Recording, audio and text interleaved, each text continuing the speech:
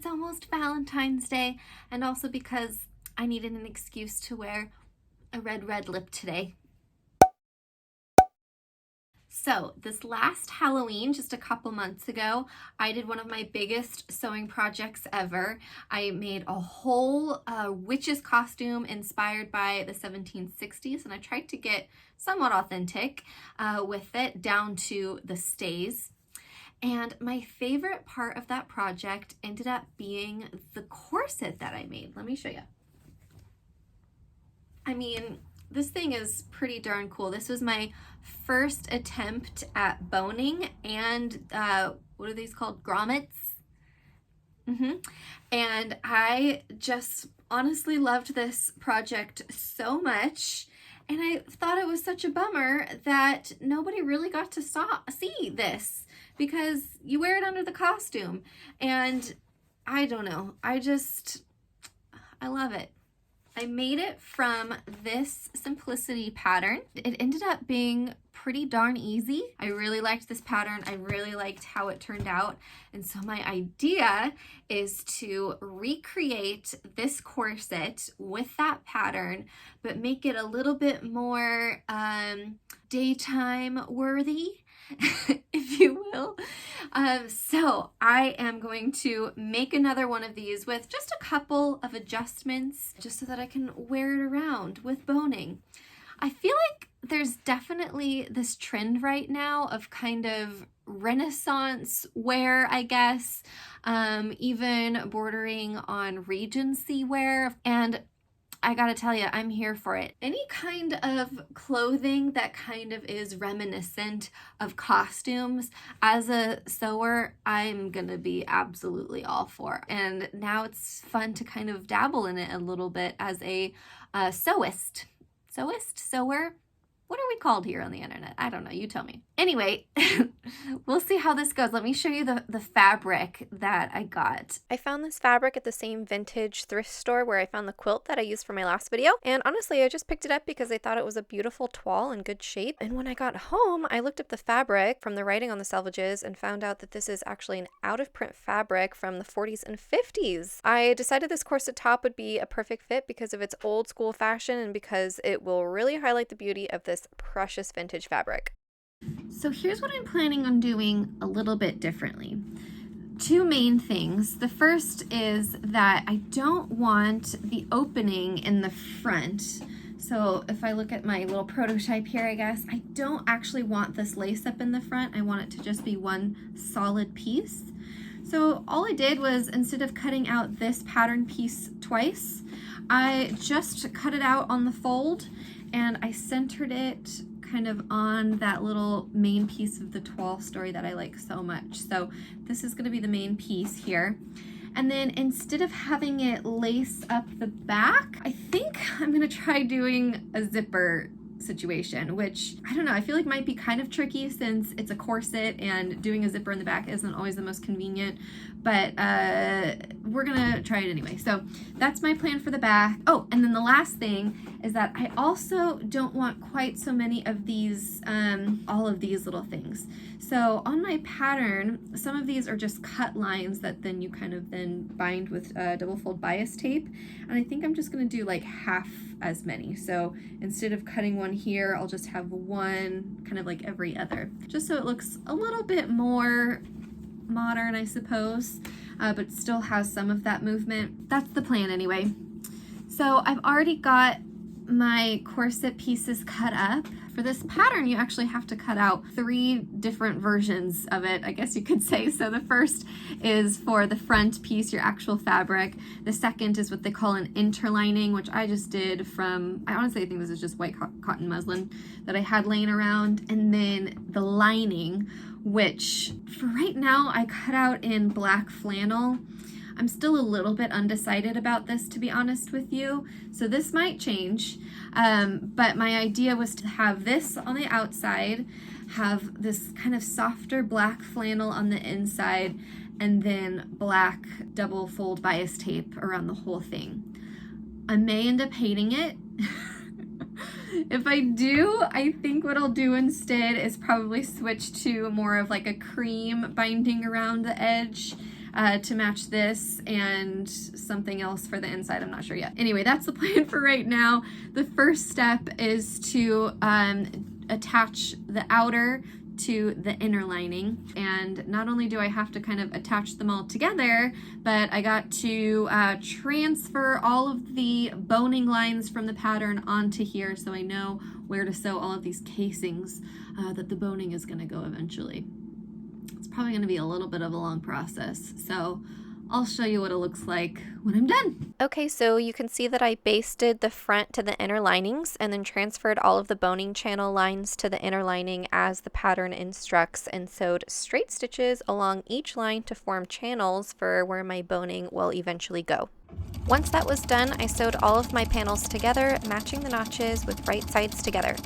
I used my quilting foot because it's my new favorite attachment and because I'm feeding 4 layers of fabric through the machine so it helps maintain nice even stitches. It's a typical weekend in the Supernowski house, which means that Benjamin is playing video games while I sew. Just a little behind the scenes of a tiny house sewist for ya.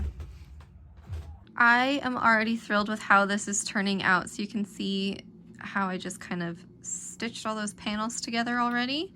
This is what the inside looks like. I also laid out some binding here just to see if I actually did want to pair the black with this, and I actually really like that contrast a lot. So I think I'm going to stick to the binding and then do the black for the lining as well, just to have it nice and kind of even in there. The sun is down already.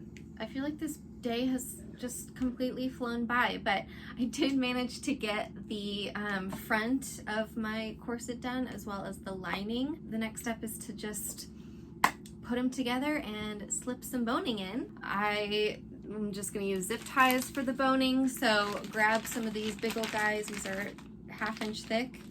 I'm just gonna cut them down for the bonings. Okay, so here's obviously the front, and you see that basting still in there, but yeah, that's all sewn up. I did the same exact thing. It's black, so it's a little bit hard to see, but that's gonna be the lining. We are going to, with right sides together here, just sew down either side, so the back, both sides of the back. Oh, and then I also have these little strap doodles that I gotta kind of sandwich in there as well. I've run into a problem with this pattern, and I actually remember it from the last time I used it as well.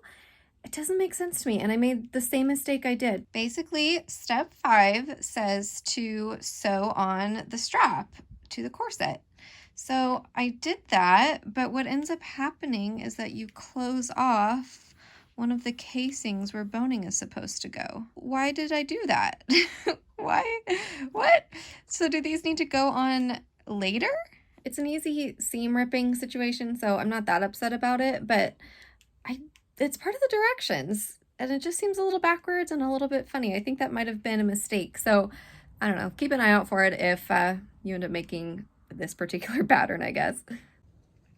Good morning. Today is Valentine's Day, so I woke up a little bit early today, and I'm gonna go run to McDonald's really quick and get a pancake breakfast. Ben is still asleep, so I'm gonna surprise him with pancake breakfast in bed, but you know I'm not gonna get up early enough to actually make that myself, so yeah, we're sneaking out really quick to just go get some pancakes from McDonald's, because that's how I roll today. We're planning on going on a hike later, and then I'm gonna try to finish this corset top. So I'll bring you along for everything for a little Valentine's Day. Yay!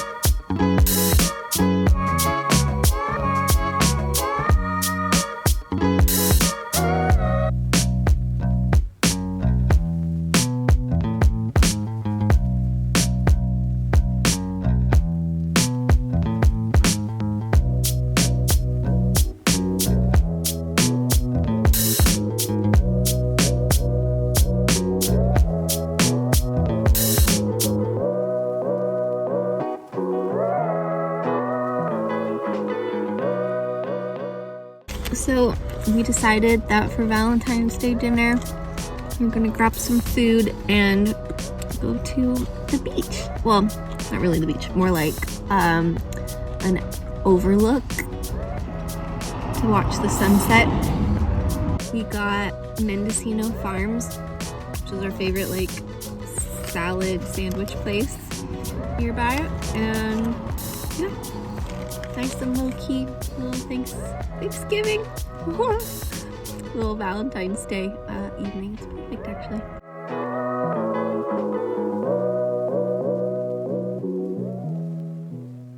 Okay, so just as a reminder for where we're at with this so far, I've got all of the front sewn together, all of these different panels. Same with the back. I sewed them up on either side. This is where the zipper is going to go, so I don't know if this was completely necessary at this point, but it at least helps me to kind of see where we're at. This is the front. This will wrap around and then gotta connect like this. You kind of get the idea, right? Next, I just need to put in the boning for all of these channels that you shouldn't be able to really see if I've done my job right. It'll probably be easier to see once I've got the boning in there. So yeah, let's get going with that. Okay, so at this point I've abandoned the instructions because they seem a little wonky to me anyway. And now that I'm thinking about it, if I do the boning now and sew the binding on top later, then I run more of a risk of sewing into the boning, which I don't want to do because we're going to try to not break any needles on this. I might have to like measure out that boning first and then do the binding. Okay, maybe I should just pull out the instructions. I've done this before, I promise. I just honestly don't really remember what I did. It was a few months ago. Okay, yeah, I think I'm just gonna do the boning that's inserted from the top, leave the rest of the boning out, and do the seam binding. So here's what I'm talking about. There are a couple of boning channels on a diagonal that have to be inserted from the top. So I have to make sure I don't sew up the opening for these channels before I insert the boning. To measure the boning pieces, I laid out the zip tie on top of the channel and marked where I needed to cut, and then snipped them to the correct size. I also recommend sanding down the pointy ends so they're not pokey and stabby. So I've already sewn the back to the front with right sides together and then turned it inside out. You can kind of see that seam there.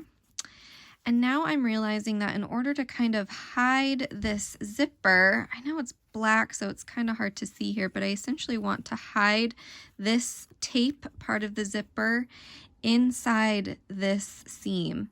So what I'm going to have to do is take out this seam and then sandwich the zipper in between and sew it back up. It'll basically look like that on the front, and then on the back, same kind of a thing. We shouldn't be able to see the zipper on the back either.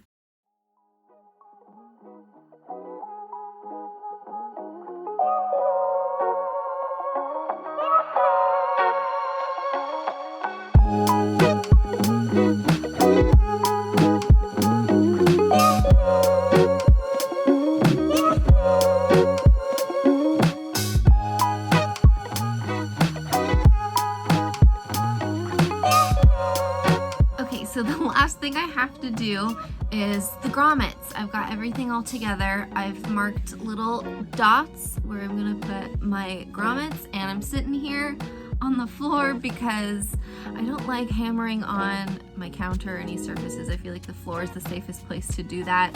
I always get a little nervous when it comes to grommets. I just feel like one wrong move and it could go totally wrong. But basically, all I'm doing is cutting a tiny little hole where I've marked these dots, and then placing both sides of the grommet on either side of the garment and hammering them together. And then I'm done. So I'm so happy to be finally done with this project. It took me a good bit because there's a lot to it, but I'm almost there. Yay!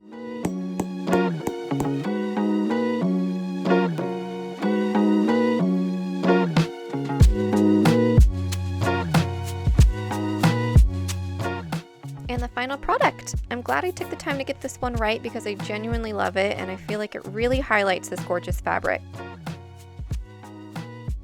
Oh yeah, and I chopped all my hair off.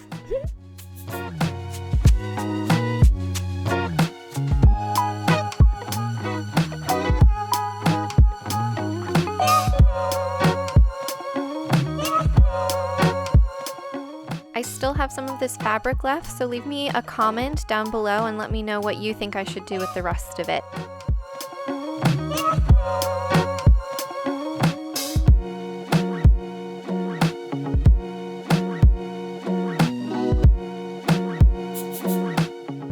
And as always, if you liked this video, please send me some love with a thumbs up and a subscribe. See you next time!